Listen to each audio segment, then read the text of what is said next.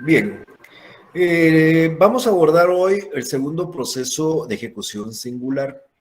Por favor, quiero que tengan muy presentes que estamos en procesos de ejecución, es decir, en procesos en los cuales vamos a hacer cumplir derechos que ya están establecidos en un documento que nosotros hemos llamado título de ejecución, que la ley llama título de ejecución. Estamos abordando las ejecuciones singulares en las cuales lo que hay es una obligación, puede haber un deudor, puede haber dos deudores, tres deudores, cuatro deudores, un solo acreedor, o varios acreedores y un solo deudor, o varios deudores y varios acreedores, pero la característica es que la obligación es una. El título es uno y por consiguiente es ese vínculo. Cuando nosotros hablamos de una ejecución, he dicho varias veces que estamos hablando de obligaciones.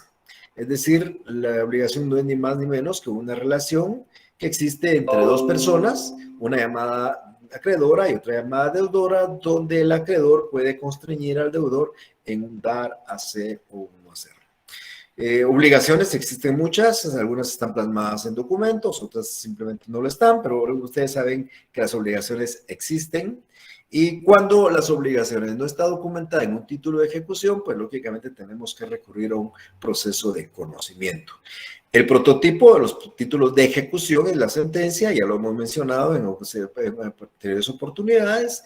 Quiero explicar y recordar de que si yo en un juicio ordinario se condena a alguien al cumplimiento de una obligación, pensemos ahora dineraria, pues la sentencia de ese juicio ordinario es un típico título de ejecución ejecutable en vía de apremio. Si yo obtengo una sentencia en un juicio oral donde se condena a alguien a pagar, cumplir una obligación, pues también esa sentencia es ejecutable en la vía de apremio y lo mismo una sentencia en el juicio sumario, porque recuérdense que el primer título que regula la vía de apremio en el artículo 294 son las sentencias pasadas en autoridad de cosa juzgada. Esa ejecución vía de apremio, explicamos que está formado por ciertos títulos que tienen una eficacia, una fortaleza bien importante, de tal manera que el juez lo que hace en la vía de apremio es calificar el título y cuando lo considera suficiente libra una orden para que un ejecutor del tribunal llegue, requiera de pago, embargue bienes y luego se proceda al remate de los mismos. Este requerimiento y este embargo no se va a dar cuando el título que nos sirve de base en la ejecución es un título que está garantizado con prenda o con hipoteca. Bien, esos temas nosotros los abordamos. Hoy vamos a hablar del juicio ejecutivo. Pero el juicio ejecutivo realmente marca muchas cosas. El juicio ejecutivo es otra ejecución singular y en este juicio ejecutivo yo voy a clasificarlos en dos grandes grupos. El juicio ejecutivo propiamente dicho, al que algunos llamamos ejecutivo común, en la práctica tribunalicia, en la práctica forense le dicen juicio ejecutivo común, para diferenciarlo de los juicios de ejecución especial. O sea, este mismo juicio ejecutivo, en términos generales, es un juicio ejecutivo común y unas ejecuciones especiales. Solamente para poder entrar en materia y poder tratar de explicar, solo quiero recordarles a ustedes en qué consiste una obligación, que era el tema que estábamos diciendo hace unos segunditos. No es ni más ni menos que esa relación jurídica, un vínculo jurídico que se da entre dos personas. Puede ser dos o más. Unas se llaman acreedoras, otras se llaman deudoras y las acreedoras pueden constreñir al deudor o a los deudores al cumplimiento de una prestación. Esta prestación puede consistir en dar dinero, que es lo más normal, es lo común, o dar un bien mueble, que no es dinero, una computadora, un vehículo, una enciclopedia, un amueblado, etcétera, etcétera. Esa es una prestación de dar. O puede consistir en una prestación de hacer una obra de arte, hacer una construcción, hacer un dictamen, un informe técnico, etcétera, etcétera, una obligación de hacer. O podría consistir en una obligación de no hacer, no revelar un secreto profesional, no levantar una pared, no realizar ciertos actos. Entonces, las obligaciones consisten en dar, hacer o no hacer. Las obligaciones, cuando constan en un título de ejecución, entonces la vía para hacerlas cumplir se llama la vía de ejecución. Ya he dicho yo que hay una ejecución en la vía de apremio, ya vimos que la obligación que contiene los títulos para ejecutar en la vía de apremio es una obligación dineraria. O sea, la sentencia que se ejecuta en la vía de apremio es una sentencia que contenga el pago de una obligación dineraria. El crédito hipotecario lo que tiene es una deuda dineraria. El crédito prendario lo que tiene es una deuda dineraria. El convenio que se celebra en juicio debe contener una obligación de pagar dinero. Y la transacción que se celebra en escritura pública también debe contener una obligación de pagar dinero. Si el título contiene todas esas obligaciones, es un título, los que acabo de señalar, está regulado en el artículo 94, la vía que nosotros utilizamos es la vía de premio que discutimos en las sesiones anteriores. Hoy nos pasamos a un proceso de ejecución, un juicio ejecutivo. Y decía hace unos segundos que ese juicio ejecutivo lo voy a dividir en dos partes. Un juicio ejecutivo propiamente dicho, que así le vamos a llamar juicio ejecutivo.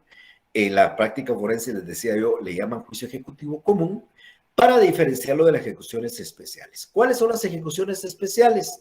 Son aquellas en las cuales vamos a hacer cumplir una obligación de dar, que no sea dinero, o sea, cualquier cosa, dar un bien, un amueblado, una computadora, un vehículo, una bicicleta, una motocicleta. Esta es una ejecución especial de dar.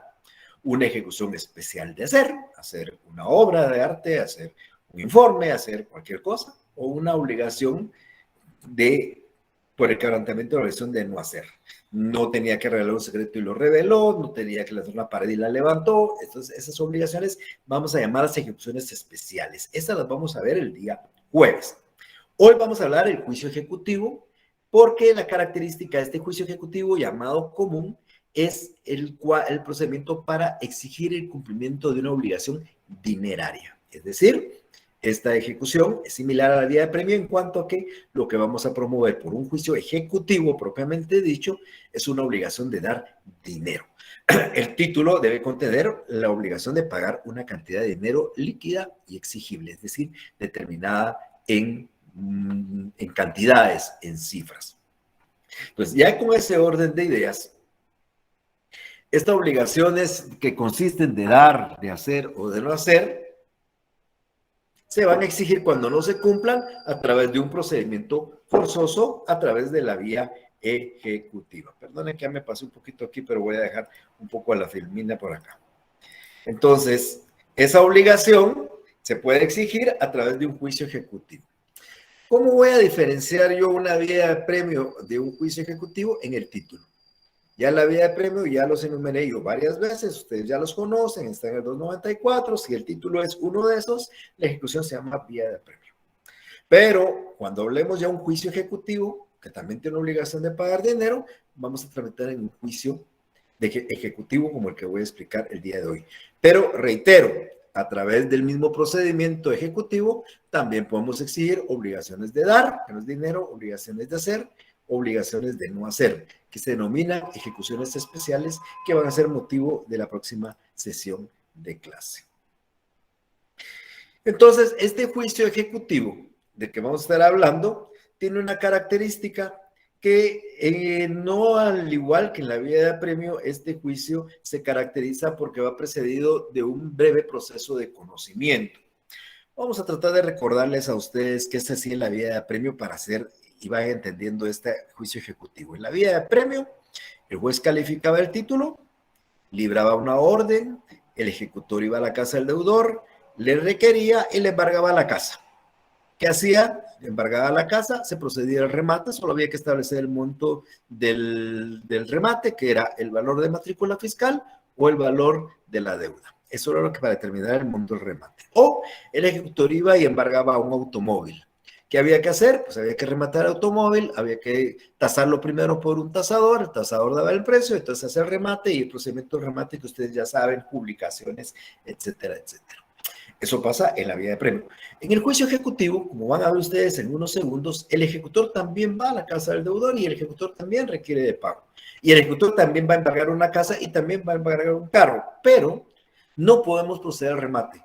Previamente a eso, el juez debe dictar una sentencia donde ordene que sí procede al remate. Entonces, esa es una característica muy particular del juicio. Por eso es que, como ustedes leen en la presentación, esta ejecución va precedida de un breve proceso de conocimiento por el cual el juez, al dictar la sentencia, declara el cumplimiento forzoso de la obligación. He puesto de dar, hacer o no hacer, porque tanto la ejecución, juicio ejecutivo propiamente dicho, como las ejecuciones especiales, su procedimiento es similar al que voy a explicar el día de hoy. Entonces, vamos a poner varios supuestos para que vayamos entendiendo poco a poco este tema. Primero, vamos a tratar de decirles a ustedes que el primer elemento fundamental que ya abordamos varias veces con ustedes es decirles que para que proceda una ejecución es necesaria la existencia de un título de ejecución. Este título es un documento, que la ley lo regula como tal, que contiene dentro del documento el cumplimiento de una obligación ya exigible. Ese documento puede contener una obligación de dar dinero, o ese documento puede contener una obligación de dar un vehículo, o puede contener la obligación de hacer un informe técnico jurídico, o puede contener la obligación de no levantar una pared. Es decir, tiene obligaciones de dar, de hacer o de no hacer. El documento, el título de ejecución. Si ese título de ejecución contiene dinero y es, de los que mencionamos la semana pasada, una sentencia, un crédito hipotecario, un crédito prendario, un convenio, una transacción, entonces la vía que nosotros tenemos que adoptar es la vía de apremio, la que ustedes ya conocen. Pero si ese documento, ese título de ejecución, contiene una obligación de dar dinero o de dar un mueble o de hacer un informe o de no revelar un secreto o de no hacer algo, entonces el proceso va a ser un juicio ejecutivo. El juicio ejecutivo común es cuando es dinero y juicio ejecutivo especial o ejecución especial de dar, cuando no es dinero, sino otra cosa, de hacer o de no hacer. Estas ejecuciones especiales van a tener un procedimiento similar a este juicio que voy a explicar hoy, pero lo vamos a concluir, reitero, el día jueves. El artículo 322 del Código Procesal, 322 del Código Procesal Civil Mercantil, cuando habla del juicio ejecutivo, habla de la sentencia, 332 es para ser más exacto. Y ese 332 dice que el juez, al dictar la sentencia, podrá declarar, dependiendo del título y dependiendo de la obligación contenida en él, cualquiera de los 4 aspectos que aparecen dentro de la pantalla. Voy a dar un ejemplo. Insisto, me estoy adelantando a hablar un poco de lo que vamos a hablar el jueves, pero es importante para efectos de esta explicación. Si mi título es un título los que se ejecutan en juicio ejecutivo, no la vía de apremio, en juicio ejecutivo, en un momento vamos a hablar de ellos, y la obligación que contiene es pagar dinero, entonces el juez va a seguir el proceso y va a dictar una sentencia, y la sentencia tiene que declarar si procede a ese trance y remate con los bienes embargados. ¿Por qué? Porque embargaron bienes y hay que rematarlos para pagarme el dinero, ¿ok? O si el título que yo tengo, la obligación es, por ejemplo, entregar una motocicleta, el juez cuando dicte la sentencia tiene que declarar si procede la entrega definitiva de la motocicleta, porque seguramente van a ver ustedes la motocicleta, habrá que secuestrarla y después entregársela en definitiva al acreedor. Si la obligación consiste en prestar un hecho, es decir, en hacer algo, en hacer un informe, entonces el juez le va a fijar un plazo para que se haga el informe. Y por último, si la obligación consistía en no hacer y se hizo, por ejemplo, la parte no tenía que levantar una pared y la levantó, entonces la ejecución en la sentencia el juez va a ordenar que se proceda a la suspensión de lo que se hizo o a la destrucción de lo que se hizo en contravención a la obligación que había de no hacerlo.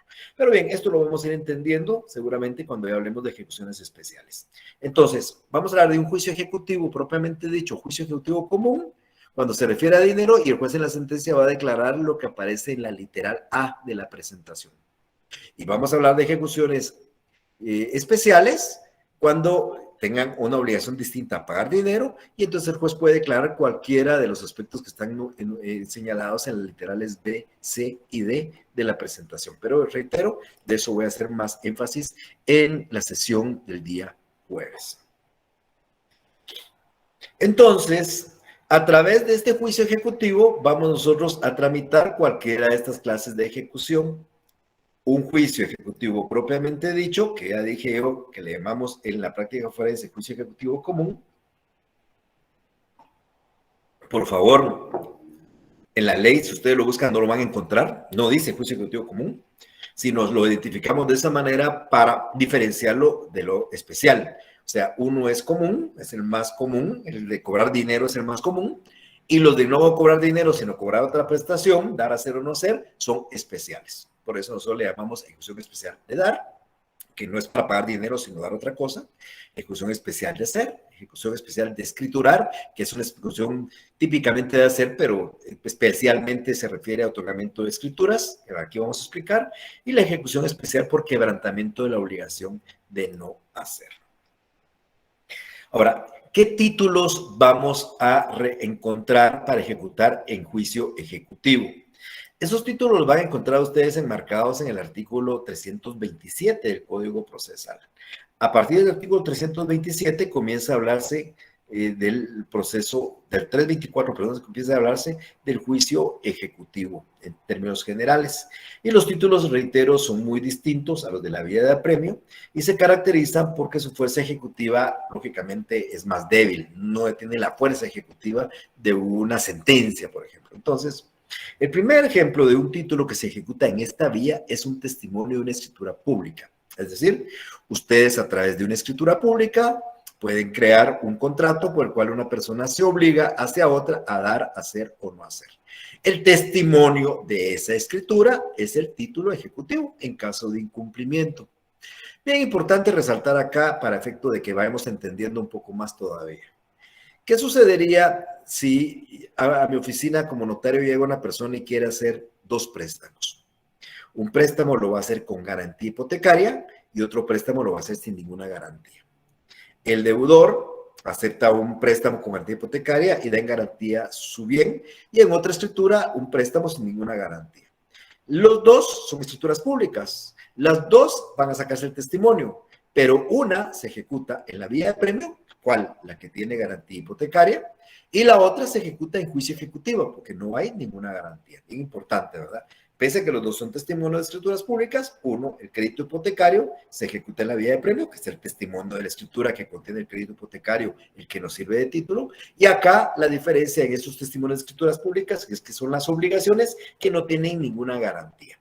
Es decir, no es, por ejemplo, el testimonio en escritura pública de transacción, porque si fuera el testimonio en escritura pública de transacción, eso es en la vía de apremio, como ya lo vieron ustedes. Las transacciones en la escritura pública. Esto es cualquier otra obligación contenida en escritura pública, cuyo testimonio es el título, pero que no es ni un crédito hipotecario, no es ni un crédito prendario, no es ninguna transacción, ni tampoco es una cédula hipotecaria. De tal manera que eso lo excluimos porque eso es en la vía de apremio y aquí cualquier otro de los que estamos nosotros indicando. El testimonio de escritura pública es ejecutable en juicio ejecutivo. Esa obligación contenida en la escritura podría ser una obligación de pagar dinero, juicio ejecutivo común, o de entregar o dar una cosa, ejecución especial de dar, o de hacer algo, ejecución especial de hacer, o de no hacer algo, ejecución por quebrantamiento de la obligación de no hacer, o de otorgar otra escritura, ejecución especial de escriturar. Pero reitero, platiquemos de eso el día jueves. Pero lo importante aquí que son los mismos títulos para esas obligaciones. Un segundo título es la confesión del deudor prestada judicialmente, así como la confesión ficta cuando hubiere principio de prueba por escrito. Ustedes ya saben que es una confesión ficta. La confesión ficta es aquella confesión que se declara, se supone, se presume ante la incomparecencia del declarante o ante la negativa a contestar las preguntas. Entonces, ¿cómo puedo obtener yo un título un título ejecutivo de una obligación? Vamos a ver.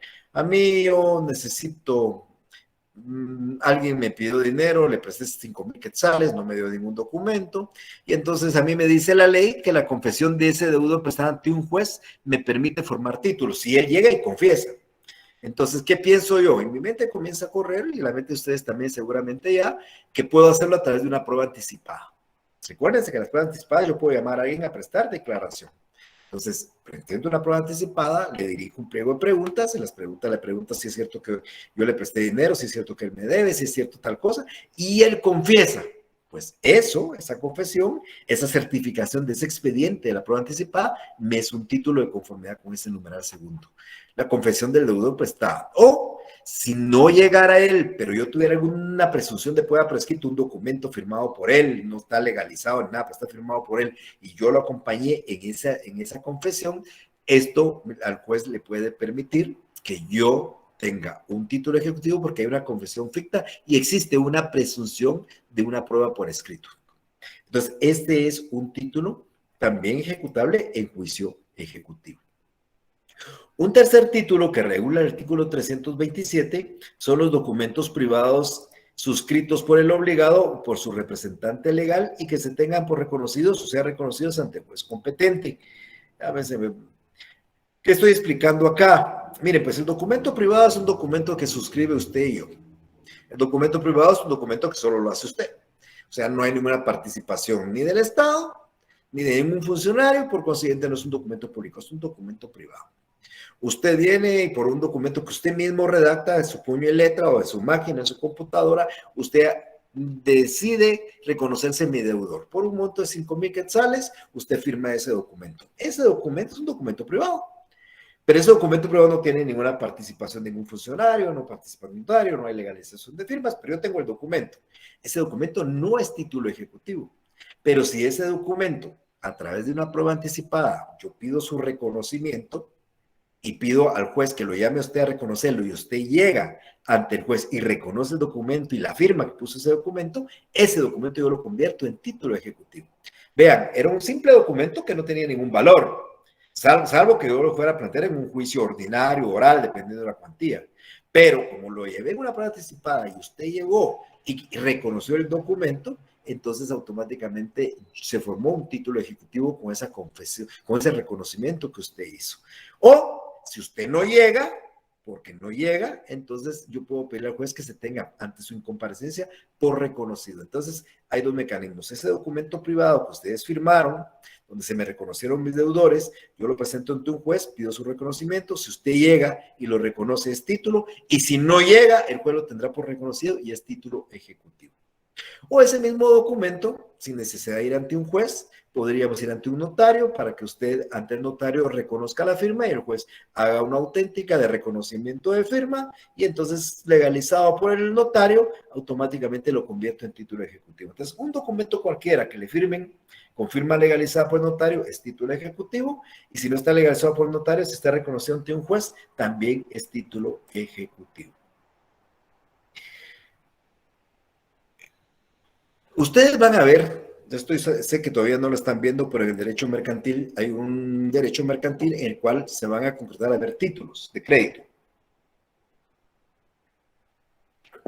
Algunos de ustedes ya conocen algunos títulos de crédito, el cheque es un título de crédito, la letra de cambio, la factura cambiaria, etcétera, etcétera. Son títulos de crédito. Y eso representa obligaciones dinerarias. Un cheque, si usted me firma, me quiere un cheque por 100,000 quetzales, porque usted me debe 100,000 quetzales a mí. Y si usted me acepta una letra de cambio para ir a cierto tiempo por 100,000 quetzales, es porque usted pues me va a pagar esos 100,000 quetzales. Esos títulos de crédito ustedes lo van a ver más adelante. Pueden ser títulos de crédito que deben protestarse ante su negativa de pago o algunos que son libres de protesto. Cuando lo vean, ustedes eso lo van a estudiar en derecho mercantil. Pero esos títulos de crédito, cuando son libres de protesto, ustedes acompañan como título ejecutivo el propio título de crédito. Ahora, cuando se requiere el protesto es un acto que desarrolla un notario en acta notarial, donde requieren de pago y como no se paga, se levanta el protesto y se hace un acta notarial y eso se protocoliza.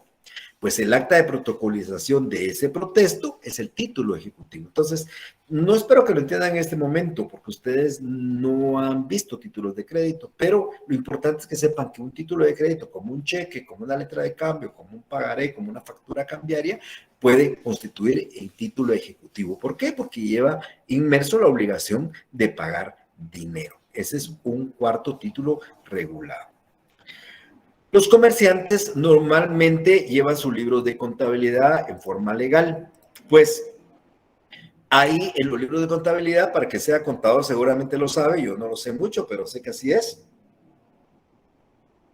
Los libros de contabilidad contienen en los libros saldos deudores. Ahí aparece el libro de contabilidad, la deuda que tiene A, que tiene B, que tiene C, le tiene el comerciante. Pues un notario puede llegar ante los libros de contabilidad y levantar un acta notarial del saldo que aparece en los libros de contabilidad y esa acta notarial es título ejecutivo.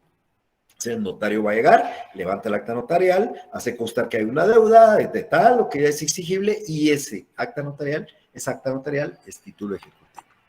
Y también van a ser títulos ejecutivos las pólizas de seguro, las de ahorro, las de fianza, lógicamente los extienden los bancos, que también en caso de incumplimiento puede ejecutarse y cobrarse. Y la ley nos da en número abierto también un número al séptimo, donde dice que cualquier otro documento que por disposiciones especiales tenga fuerza ejecutiva. Ustedes van a encontrar en disposiciones dispersas, en leyes dispersas, van a encontrar disposiciones que digan, y esto constituye título ejecutivo. Y esto constituye título ejecutivo ejecutarse en juicio ejecutivo. Entonces, en esas leyes aparecerán otros títulos que pueden ejecutarse por la vía que aquí estoy yo explicando. ¿Ok?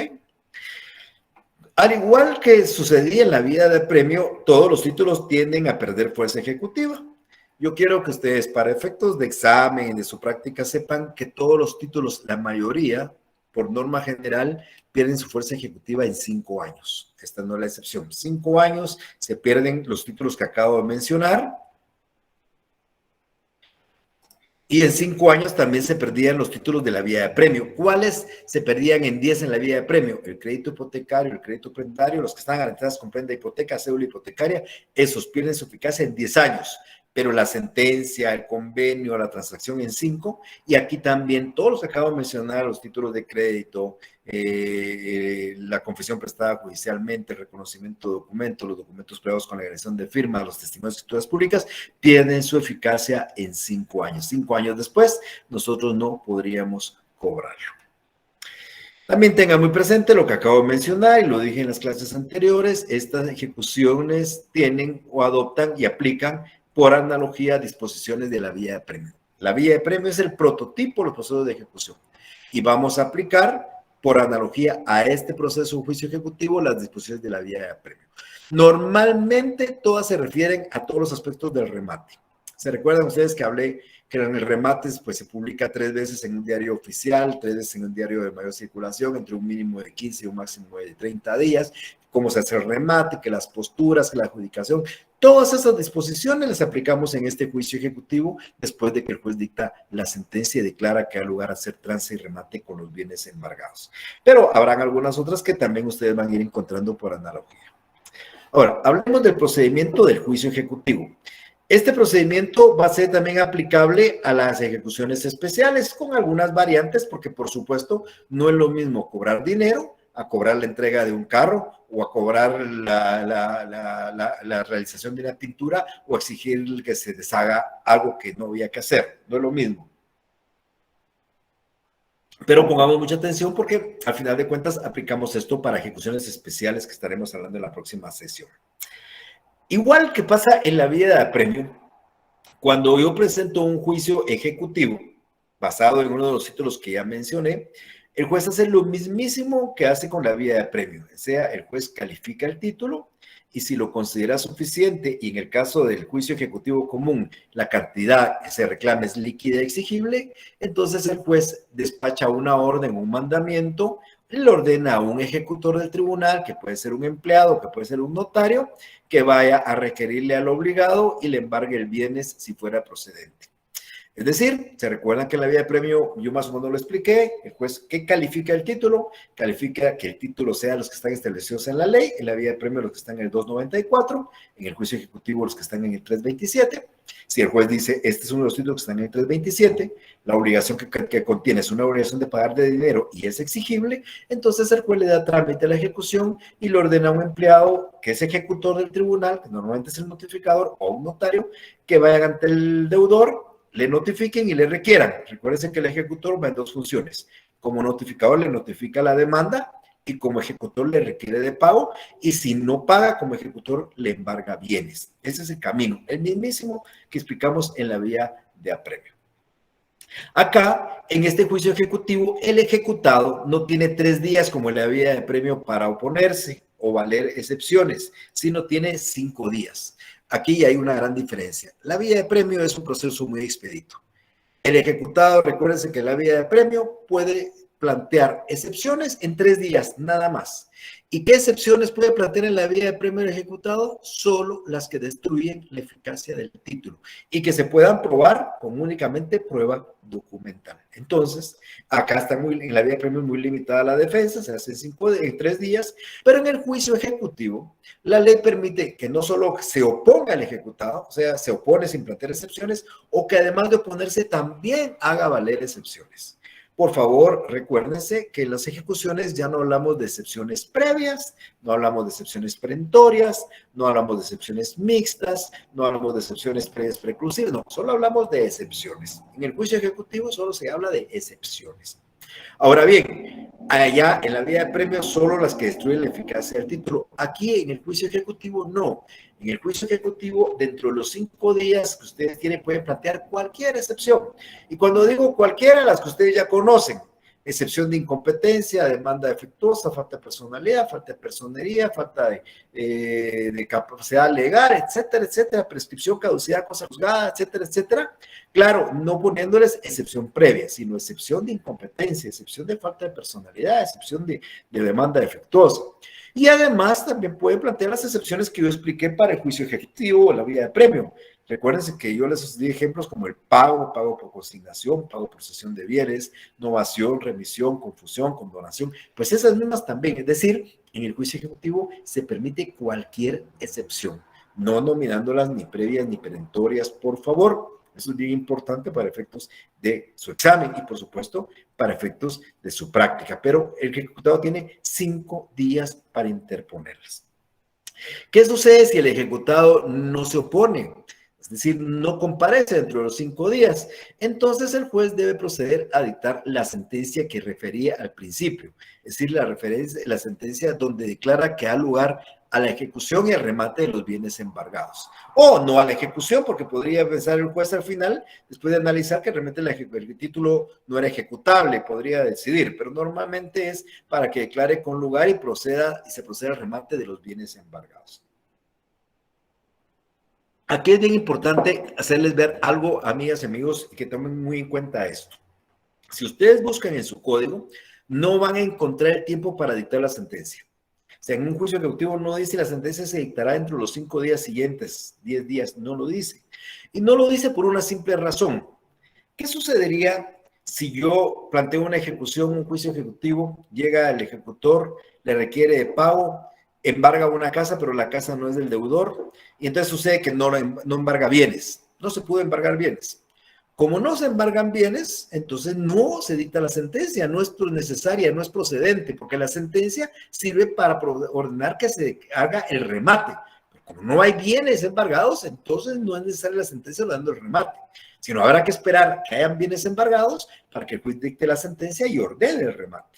Entonces, es bien importante que tengan ustedes muy presente esto, porque algunos quieren que se dicte la sentencia y que se ordene la sentencia, pero si no hay bienes embargados, la sentencia está de más, no funciona. Claro, algunos piden que se dicte la sentencia y que se deje abierta después de la sentencia la posibilidad de embargar bienes, lo cual puede suceder, pero recuerden que esa sentencia dictada puede perder su eficacia en 5 años. Entonces, por eso es que la ley y el legislador nunca puso fecha para dictar sentencia, porque la sentencia depende de la existencia de bienes embargados. Si no hay bienes embargados, no es necesaria la sentencia y por eso ustedes no van a encontrar un plazo para dictarla dentro del proceso. Ahora, puede ser que el ejecutado se oponga. ¿Qué pasaba en la vía de apremio? Perdonen que a veces haga esta diferencia, pero hago muy claro que estoy hablando de la vía de apremio del juicio ejecutivo, porque vayan haciendo las comparaciones. Cuando yo hablaba de la vía de apremio, si el ejecutado interponía excepciones en la vía de apremio que destruía la eficacia del título y se fundamentaba en prueba documental, por ejemplo, excepción de pago, esa excepción se tramita en la vía incidental, o sea, las excepciones de la vía de apremio se tramitan en la vía de los incidentes, que se da audiencia por 2 días a la otra parte, se abre por 8 días y se dicta la resolución en 3. Aquí en el juicio ejecutivo no se tramitan en la vía de los incidentes, pero pareciera, de la lectura, pareciera, cuando ustedes lean en el código dice que si el ejecutado se opusiere o interpusiera excepciones, el juez oirá por 2 días al ejecutante. O sea, los mismos 2 días que habla del incidente, pero no es el incidente. Son 2 días que la ley dice que hay que dar dentro del juicio ejecutivo. Y después de estos 2 días, con su contestación o sin ella, se abre a prueba por 10. Uno dice, en el incidente son 8, aquí son 10. ¿Por qué? Porque estos son procesos, es un proceso propio del juicio ejecutivo. O sea, si se opone uno en un juicio ejecutivo o interpone excepciones, hay que oír a la parte actora por 2 días y luego que abrir a prueba por 10 días. Y después de eso, habrá que dictar sentencia, siempre y cuando, insisto, exista bienes embargados, porque se puede dictar aunque no lo haya, pero no es recomendable hacerlo porque la sentencia lo que va a ordenar es la venta de los bienes en remate. Y por consiguiente, si no hay bienes, pues no nos sirve mucho la sentencia, como he dicho. Pero bueno, en todo caso, cuando el juez dicta la sentencia, en esa sentencia el juez tiene que resolver sobre la oposición y sobre las excepciones y también debe declarar si procede o no hacerse trance y remate con los bienes embargados y pago al acreedor. ¿Qué procede si una sentencia ordena el remate de los bienes? Pues aquí ustedes ya no van a encontrar en el juicio ejecutivo el trámite, porque ahí aplicamos por analogía la vía de premio. Una vez el juez ordene el remate, entonces vamos a proceder como ya vimos en la vía de premio, dependiendo si el embargado fue un bien inmueble, pues vamos a fijar el monto sobre el valor de la deuda o el valor de la matrícula fiscal, y si el embargado fue un bien inmueble, pues hay que nombrar un tasador para que dé el monto, el justiprecio al bien y se pueda rematar sobre ese precio que pues le da la tasación. Pero bien, eso vamos a tratar de explicarlo en unos segundos o más adelante. En cuanto a los recursos, también aquí cabe la apelación. ¿Se recuerdan que en la vía de premio 2 cosas eran apelables? Acá se agrega una más. ¿Cuál era apelable en la vía de premio? Era apelable, al igual que acá, el auto en que se deniegue el trámite de la ejecución, era apelable en la vía de premio, también el auto que deniegue el juicio ejecutivo es apelable, y también el auto que apruebe la liquidación en la vía de premio es apelable, por supuesto, aquí también. Ahora, lo que aquí se agrega es la sentencia. La vía de premio no había una sentencia, como expliqué ya, pero aquí sí, como ustedes ya vieron, el juez tiene que dictar una sentencia que declare que procede la ejecución. Y esto va a ser apelable. Otro aspecto importante es que esa sentencia dictada en un juicio ejecutivo no pasa en autoridad de cosa juzgada formal, son en cosa juzgada material. ¿Por qué razón? Porque lo que se decide en una sentencia de un juicio ejecutivo ya firme se puede revisar por un juicio ordinario. Pero ¿cuáles son los presupuestos para que proceda un juicio ordinario posterior? Diría que son 2. Primero es que debe cumplirse la sentencia. Es decir, si la sentencia era para pagar una cantidad de dinero, 100,000 quetzales, el ejecutado que quiera pedir su revisión en juicio ordinario primero tiene que cumplir con pagar los 100,000 quetzales. Si no cumple la sentencia, no puede pedir su revisión. Y segundo, es que esta solicitud se haga dentro de 3 meses de estar firme la sentencia. Entonces, estas sentencias, yo nunca he visto un caso, pero es factible. Las sentencias dictadas en un juicio ejecutivo se puede revisar en un juicio ordinario posterior si se cumplen 2 supuestos. Que se cumpla la sentencia, o sea, se pague la obligación, y que además se haga dentro de los 3 meses siguientes de estar completamente ejecutoriada esta sentencia. Eso pasa algo similar a lo que aparece en las ejecuciones, en el juicio interdictal, que ustedes se recuerdan que lo de decidir una sentencia de interdicto se puede revisar en un juicio plenario de posesión, un juicio ordinario. Una vez el juez dicta la sentencia en un juicio ejecutivo y ordena el remate, entonces aquí voy a explicar rápidamente lo que hace lo mismísimo la vía de premio. Se fija el monto de la base del remate, si es un bien inmueble, el valor de la matrícula fiscal o el valor de la deuda, si es un bien mueble, el valor de la tasación. Se hace el remate publicándose en 2 diarios, en el diario oficial y en el diario Centroamérica, el diario Centroamérica, diario oficial y en el diario de mayor circulación, por un mínimo de 3 veces. O sea, tiene que publicarse por lo menos 3 veces en un lapso de dentro de un mínimo de 15 días y un máximo de 30. El día del remate se hacen las posturas y se le adjudica al mejor postor. Eso ya lo saben ustedes. Luego de hacerse el remate, se presenta un proyecto de liquidación que se tramite en vía incidental y una vez el proyecto de liquidación se le da un plazo de 8 días al postor para que cumpla con las condiciones de remate, el monto en que pagó.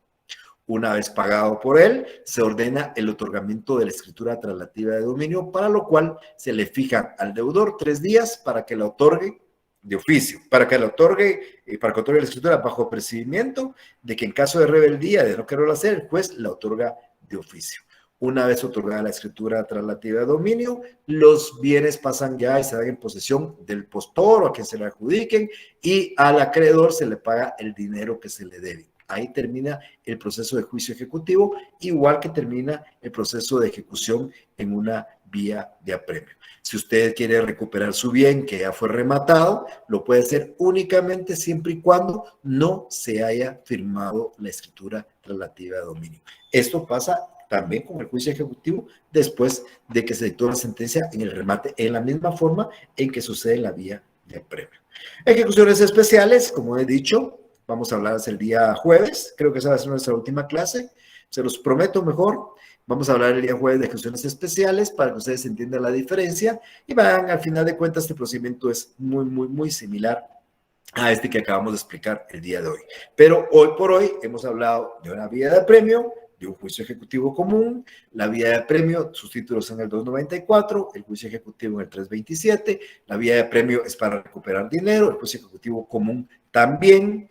En la vía de apremio se da audiencia y se le da 3 días al ejecutado para interponer solo excepciones que destruyen la eficacia del título y su fundamento en prueba documental, y en el juicio ejecutivo se le dan 5 días para que pueda oponerse y plantear cualquier clase de excepciones. El trámite de las excepciones de la vía de apremio es el de los incidentes, el trámite de las excepciones del juicio ejecutivo es el trámite que establece la ley, 2 días de audiencia, 10 días de prueba. Luego, en el juicio ejecutivo se dicta sentencia, no hay plazo para ello porque depende de la existencia de bienes embargados. En la vía de apremio, una vez pasa el tiempo de la oposición y de los incidentes, se señala día hora para el remate, y lo mismo va a pasar después de la sentencia en el juicio ejecutivo, y el trámite de remate va a ser exactamente el mismo. Entonces, en eso vamos a quedar el día de hoy. Por favor, si hubiera alguna duda, alguna inquietud, es un buen momento para poder preguntar si así lo desean. Así que dejo en ustedes el uso del micrófono. Buenas tardes, licenciado. Yo tengo una duda. Sí, Cristian, por favor. ¿Qué ocurre, por ejemplo? Usted mencionaba que acá el notificador también embargaba los bienes al deudor, ¿verdad?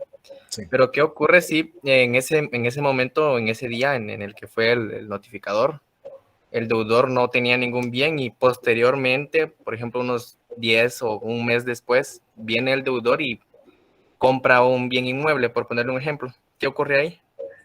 Usted le hace ver al juez de que embarguen tal bien, y el juez ordena el embargo. O sea, el ejecutor embarga cuando va a requerir, y si no logra embargar, hace constar que no embargó nada, ahí terminó su función. Un año después, usted tiene su juicio ahí, no ha podido hacer nada porque no haya embargado, usted se enteró que estos señores se ganaron la lotería y lo depositaron en una cuenta, y usted le pide al juez, indicándole de que hay una cuenta que es de su conocimiento, le pide al juez que libre un oficio, y el juez ordena el embargo de la cuenta y libra un oficio al banco. Si fuera una finca, ordena el librar un despacho al registro de la propiedad, y si fuera un vehículo, manda un oficio a la Superintendencia de Administración Tributaria de la SAT, y entonces ese es el mecanismo, Cristian. Ok, muchas gracias, licenciado. Usted, Cristian, gracias por su pregunta. Licenciado, prácticamente una vez hayas dictado la sentencia, el procedimiento es el mismo del de la vía de apremio. Una vez se ha dictado sentencia, el procedimiento es del remate es exactamente el mismo, son las mismas normas las que hay que aplicar. Ya. Lo que varía entonces en un principio son los tiempos y el título que yo utilizo. Es decir, si no cumple con el título para irse por la vía de apremio, me voy por la vía ejecutiva. Correcto, correcto. Bueno, no es tanto los requisitos, es el título, en sí el documento. Porque si no cumple requisitos, pudiera rechazarle la ejecución en cualquiera de las vías. Por ejemplo, si usted tiene una sentencia, pero usted no lleva la sentencia, sino lleva una fotocopia de la sentencia, el juez le va a decir que eso no es un título, tiene que llevar certificación de la sentencia. Pero una sentencia solo se puede ejecutar en la vía de apremio, no en juicio ejecutivo. Y un testimonio, una escritura pública se puede ejecutar en juicio ejecutivo si la obligación que contiene es simple, pero si tiene prenda o hipoteca, la obligación se ejecuta en la vía de apremio. Entonces, usted tiene 2 caminos, dependen del título. Uno muy eficaz, que es la vía de apremio, pero son muy pocos los títulos: sentencia, crédito hipotecario, crédito prendario, cédulas hipotecarias, sus bonos, transacción celebrada en escritura pública y convenio celebrado en juicio, esos son. Y tiene los títulos que se ejecutan en juicio ejecutivo, testimonio de escrituras públicas, confesión prestada judicialmente, documentos privados, acta notarial de saldo deudor, títulos de crédito y cualquier otro que a veces la ley regula. Entonces, el trámite, lo más importante de esto, aparte de los títulos, es el procedimiento.